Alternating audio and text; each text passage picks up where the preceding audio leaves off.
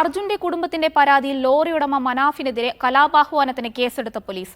മനാഫിന്റെ ഇടപെടലുകളിൽ കുടുംബത്തിനെതിരായ സൈബർ ആക്രമണത്തിലേക്ക് നയിച്ചെന്നും ഇത് സമൂഹത്തിൽ ഭിന്നിപ്പിന് കാരണമാകുന്നതുമായാണ് എഫ്ഐആറിലുള്ളത്.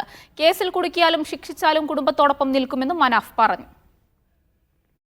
ഈ മാസം 2-ാം തീയതി അർജുന്റെ കുടുംബം നടത്തിയ പത്രസമ്മേളനത്തെയും മനാഫിന്റെ പ്രതികരണത്തെയും തുടർന്ന് വലിയ സൈബർ ആക്രമണങ്ങളാണ് സാമൂഹ്യ മാധ്യമങ്ങളിൽ കുടുംബത്തിനെതിരെ നടന്നത്. മനാഫിന്റെ പ്രതികരണങ്ങളും യൂട്യൂബ് ചാനലിലെ വീഡിയോകളും സൈബർ ആക്രമണങ്ങൾക്ക് ഇടയാക്കിയെന്ന അർജുന്റെ കുടുംബത്തിന്റെ പരാതിയുടെ അടിസ്ഥാനത്തിലാണ് മനാഫിനെ പ്രതി ചേർത്ത് ചേവായൂർ പോലീസ് എഫ്ഐആർ രജിസ്റ്റർ ചെയ്തത്. ഭാരതീയ ന്യായ സംഹിതയിലെ 192, കേരള പോലീസ് ആക്ട് 120O എന്നീ വകുപ്പുകൾ ചുമത്തിയാണ് കലാപാഹ്വാനത്തിന് കേസ് രജിസ്റ്റർ ചെയ്തിരിക്കുന്നത്. അവർ തന്ന ആദ്യത്തെ എഫ്ഐആറിൽ മനാഫിന്റെ പേരുണ്ട്. ഇപ്പോൾ രണ്ടാമതും എടുത്ത സ്റ്റേറ്റ്മെൻറ്റിൽ അവർ മനാഫിൻ്റെ അതിൽ വന്ന കമൻറ്റുകളാണ് പറയുന്നത്. നമ്മൾ ചെയ്യുന്നത് എന്തായാലും മനാഫിൻ്റെ കാര്യങ്ങൾ അന്വേഷിക്കുന്നുണ്ട്. അന്വേഷിച്ചിട്ട് അതിൽ അയാൾ പ്രതിയാണെങ്കിൽ മുന്നോട്ട് കൊണ്ടുപോകും, അല്ലെങ്കിൽ അത് ഡിലീറ്റ് ചെയ്ത് നടപടി സ്വീകരിക്കും. കേസിൽ കുടുക്കിയാലും ശിക്ഷിച്ചാലും കുടുംബത്തോടൊപ്പം നിൽക്കുമെന്നും താൻ വലിയ മാനസിക സംഘർഷത്തിലാണെന്നും മനാഫ് പറഞ്ഞു. എന്ത് പ്രതികരണം ഇപ്പം ഞാൻ ഇവർക്ക് എതിരെ പറഞ്ഞത്? ഞാൻ ഇവർക്ക് അനുകൂലമായിട്ടാണ് ഈ സമയം വരെ നിൽക്കുന്നത്.